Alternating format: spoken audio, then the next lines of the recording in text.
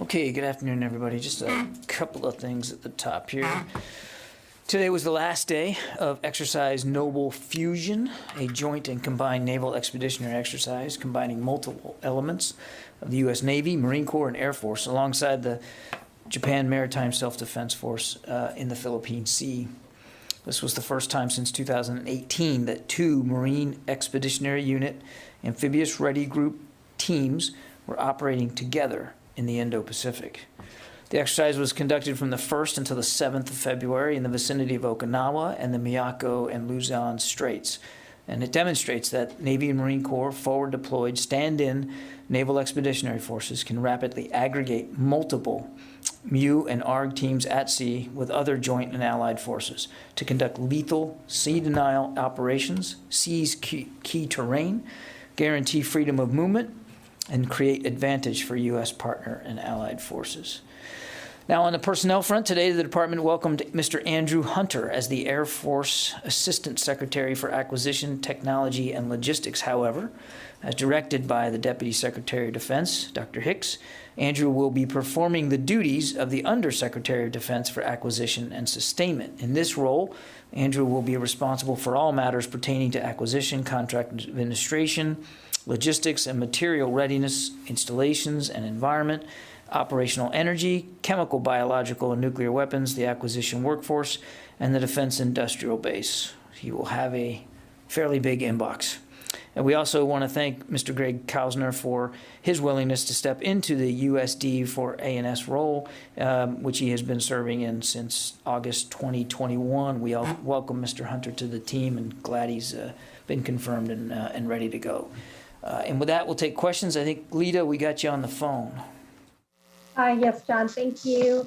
Can you give us a better, more detailed sense of what the troops, the U.S. troops in Poland and Romania are actually doing right now? Are they training or are they just kind of happen? And then are you seeing any buildup of Russian troops or any other threats along the borders with Poland, Latvia, and Lithuania? No specific or additional threats in terms of directly from Russia to NATO's eastern flank, Lita. We do, however, continue to see sizable forces continue to be added to the forces that Mr. Putin has arrayed in the south, in Crimea, and alongside Ukraine's borders, including in Belarus, but nothing directly posed at or aimed at NATO's eastern flank.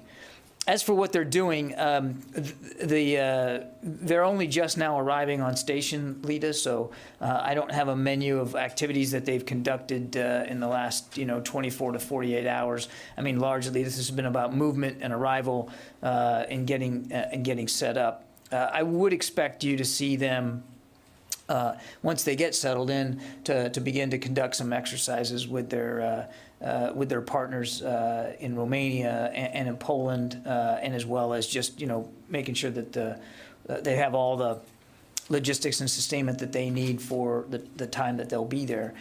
When we're talking about the 82nd in Poland, only leading elements have arrived. So we said there was going to be 1,700 all told, and only a few hundred have arrived. Actually, I think it's more like a couple of hundred right now. So there's more to flow in, and that will happen over the coming days. Okay, yeah. Hey, thanks for doing this. I wondered, who are you? Any additional detail on who are you? Pete from Bloomberg. Pete from Bloomberg. All right. He's one of us. He's with us.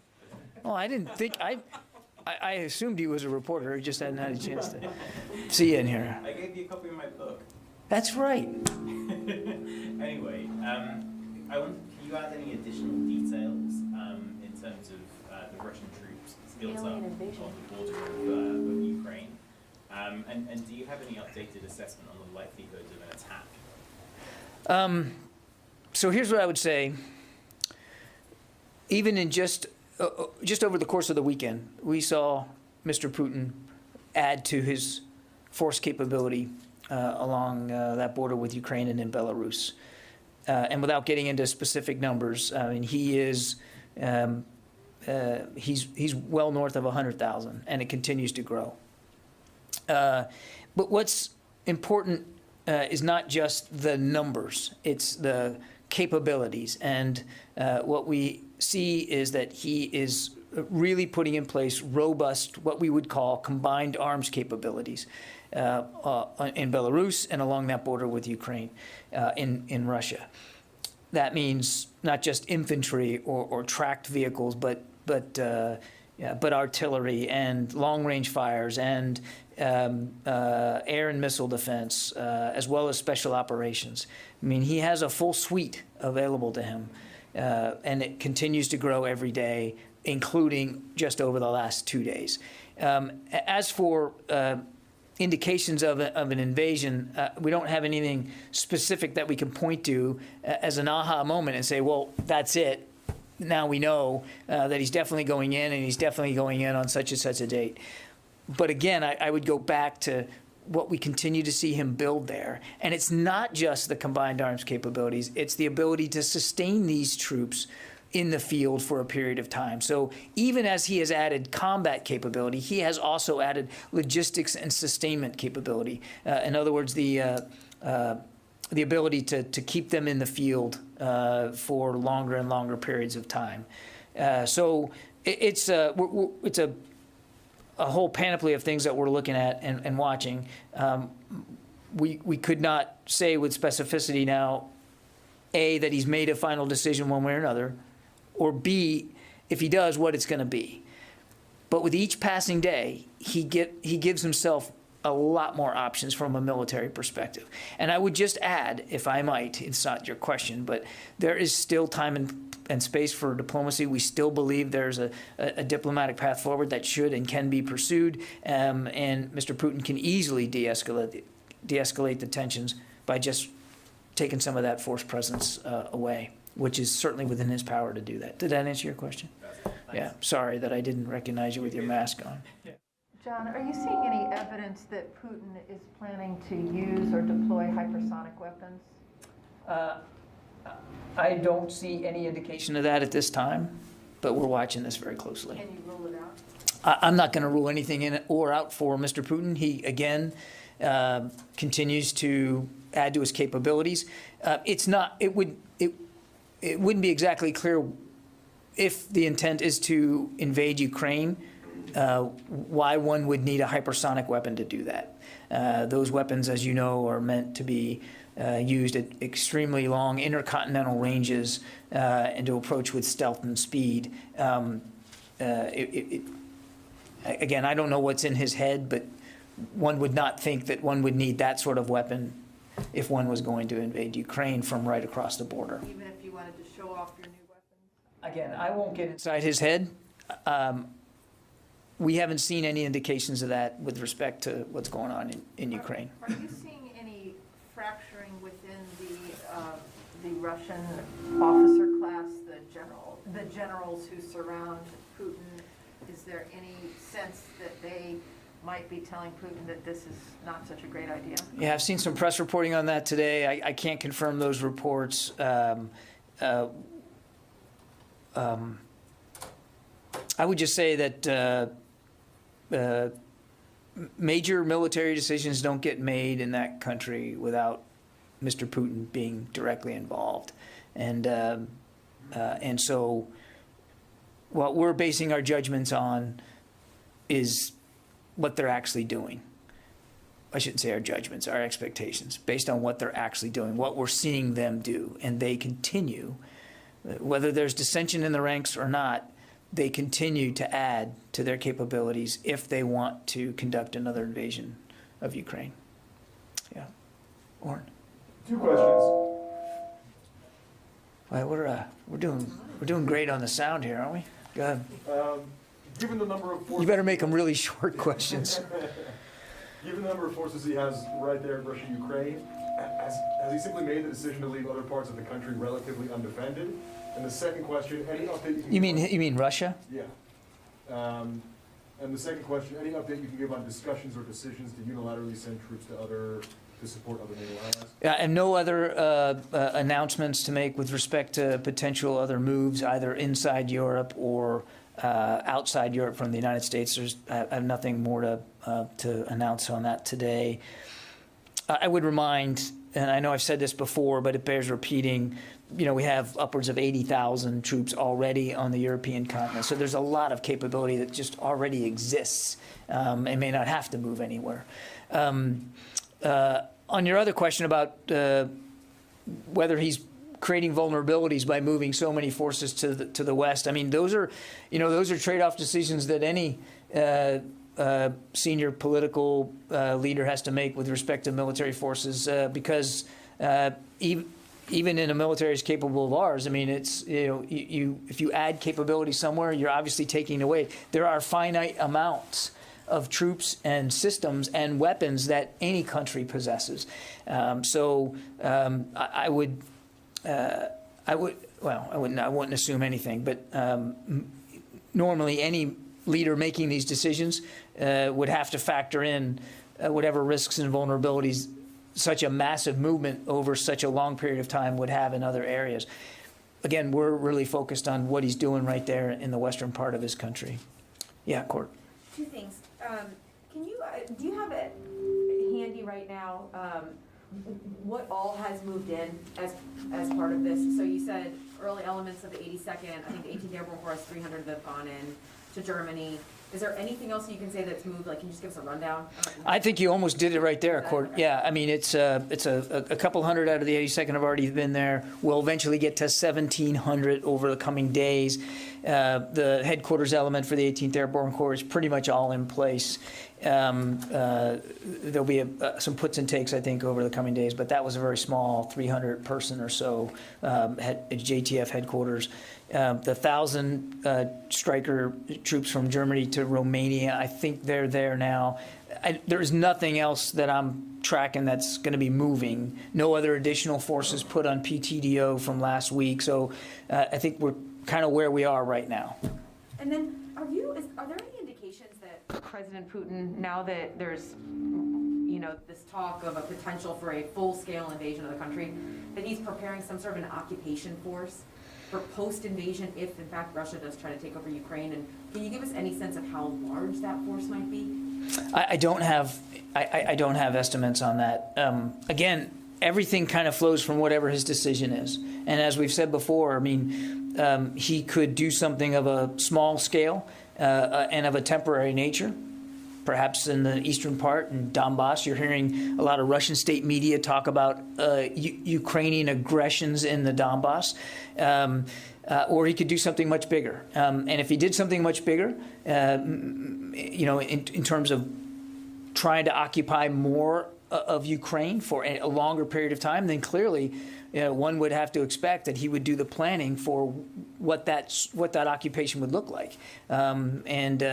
As we know from our own experience, if you're intending to hold territory, you have to make sure you have plenty of sustainment capability to do that, to include ample force. But again, we don't know exactly what he's planning, so I couldn't give you a number of like what an occupation force would look like, because it's really going to depend on what he ends up doing. And I know I sound like a broken record, but one thing he could do is simply move these troops away, de-escalate the tensions, and get serious about diplomatic negotiations and find a peaceful way through this.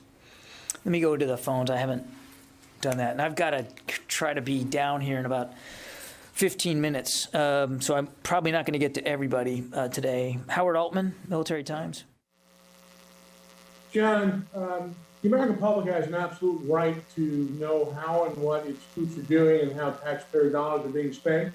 Can you tell me when journalists will be allowed to embed with troops going over to Europe, and if not soon, who or what is holding that decision up? Thank you. Well, look, I mean, I'm the assistant to the Secretary of Defense for Public Affairs, so I'm the one responsible for decisions that are made about media access to our operations and to our people. So to paraphrase the famous Harry S. Truman, the buck stops with me on this. We're still working our way through what what would be the appropriate level of media access here to what our troops are doing. I just don't have anything to announce to you today or to speak specifically. I certainly have heard loud and clear the interest. I understand that, and I respect that. But when I have something, more that I can be more definitive, I certainly will. Tony Capaccio. Hi, John. I had a question on Polish tanks M1s. A number of senators wrote Secretary Austin February 3rd and Secretary Blinken asking them to expedite approval of a formal M1 tank request Poland made in July. I understand that the Defense Security Cooperation Agency has either not yet or recently finished its analysis with the State Department. What's the status of that DoD review, and why has it taken so long? As for how long it takes, I mean, you can imagine this is not a small decision, and we want to make sure we get it right. I don't have any updates for you today, Tony, but I'll check to see if there's a process answer that we can provide you. But again, these are not decisions we take lightly, and we certainly understand and respect the oversight role of Congress, and we also understand and respect our Polish allies and the defense relationship that we have with them. I just don't have any announcements today. Louis. John, there was a sailor that passed away this weekend at SEAL Butts, the assessment course.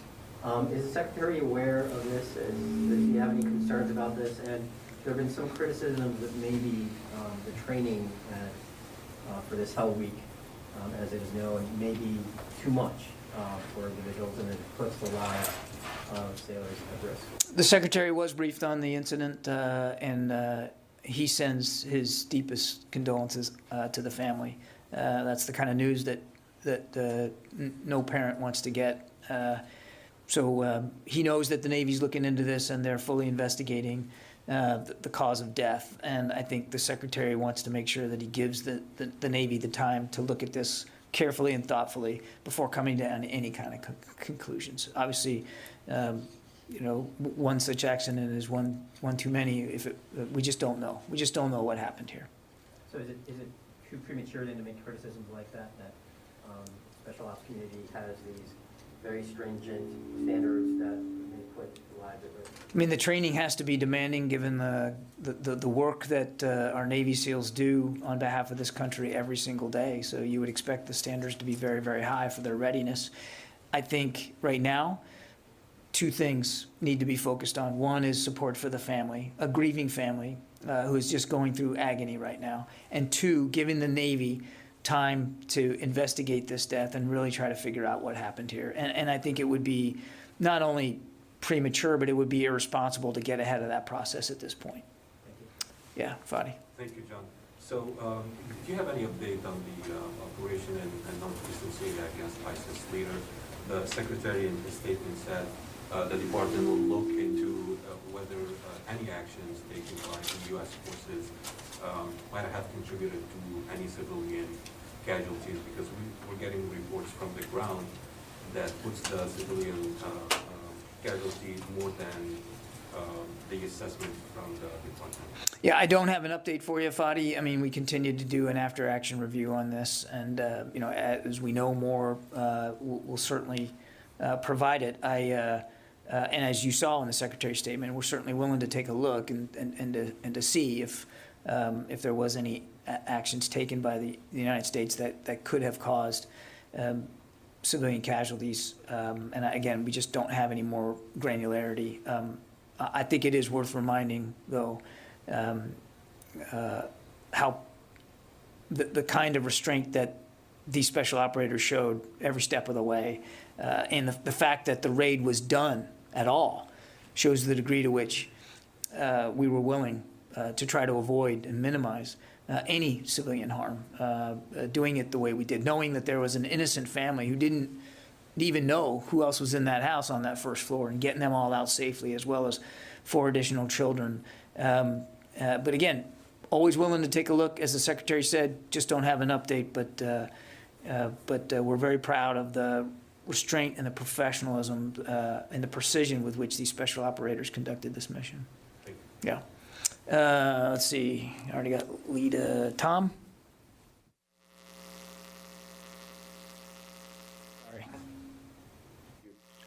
This is sort of a corollary to Jen's earlier question. What's the Pentagon's analysis of the public warning from the General Eisenhower? He's chair of the All Russians Officers Assembly, saying that Putin should not invade Ukraine. It would be a disaster. What analysis do you think the Pentagon has that they expect to have on feedback from this letter to have in Moscow? I'm not going to speak to internal communications between Russian officers, and I can't speak to this press reporting that Jen asked about. I've seen the press reporting. I just don't have anything to speak to it. That said, we would certainly agree that another invasion of Ukraine would be disastrous, certainly for the Ukrainian people, and certainly would not come cost-free to the Russians, to the Russian military. There's absolutely nobody wants to see, at least nobody other than perhaps Mr. Putin, nobody wants to see this devolve into armed conflict. And that would absolutely incur casualties and a high cost to, we believe, to the civilian population of Ukraine as well. And it doesn't have to be that way. There's plenty of opportunity for Mr. Putin to do the right thing here and be serious about finding a diplomatic way forward and de-escalating the tensions by moving those troops away. Nancy Youssef, Wall Street Journal. Thank you. On the Kushari raid, the U.S. said it was a killer capture mission. Where would he have gone had he been captured? And also, can I follow up on Howard Altman's question about the embeds? Can you give us a sense of when we'll know the media access sort of plan for troops deployed to Europe? Thank you. Yeah, Nancy, I'll try to work all that, the access stuff as fast as I can. I don't have a time certain for you. And I'm not going to get into the tactics, techniques, and procedures of what might have been a capture mission. It obviously didn't turn out that way. But I think it'd be better for everybody if we didn't talk about eventualities on that mission that didn't occur. Because, as I said when I first started talking about this on Wednesday, we want to be able to do these things in the future. We have to expect that ISIS is going to appoint another leader. And so we want to preserve options going forward. And I do appreciate it's a very fair question, but I think, I hope you can understand why we're simply going to demur on something like that. Tara Kopp. Thanks, John. A couple of follow-ups. For the soldiers that will fall in Poland and Romania and Germany, will they be housed at existing barracks, or are they going to be bringing field tents or something like that? And then secondly, could you give us an update on the nuclear posture review, specifically because, and I know you don't want to discuss the internal deliberations of the letter, the intermediate range nuclear missiles and potential START treaty participation seem to be a couple of the bargaining chips on the table. Is that going to delay the NPR's release? Thank you. Don't have a specific update for you on the nuclear posture review and the timing. I can tell you that it's ongoing still, and we're doing it in parallel with our work on the national defense strategy. It is an interagency process, though, the nuclear posture review. It doesn't just exist here at DoD. So we're part of the team putting this together. I can assure you that it is being worked on in real time as we speak. I just don't have a release date for you, but I think it would be safe for you to assume that that it will come out and be nested along with the national security strategy, the national defense strategy, and as those are ready to roll out. But again, exact timing, I don't know. As for the troops that are going on, I'm going to have to refer you to UCOM on that one, Tara. I don't know what their bed down locations are going to be. I suspect that in some cases it'll be more permanent structures, most likely at host nation bases, but in the context of doing exercises, they could very well be in the field as well. So it's going to kind of depend on their schedules. But I would refer you to UCOM. They'll have a much cleaner sense of their lodging than I do. Paul McCleary, Politico. Hi, John. Thanks. To switch gears, I wonder if you had an update on the F-35 that was lost in the South China Sea, if what the status of the recovery efforts are, if you've seen any Chinese moves in that region near where the plane is, and if there's any actions being taken against the sailors who are kind of leaking photos and video? I lost some of the first part of your question. Was it about other Recovery efforts. Yeah, the recovery efforts for the F-35. Have you seen any Chinese activity in the area?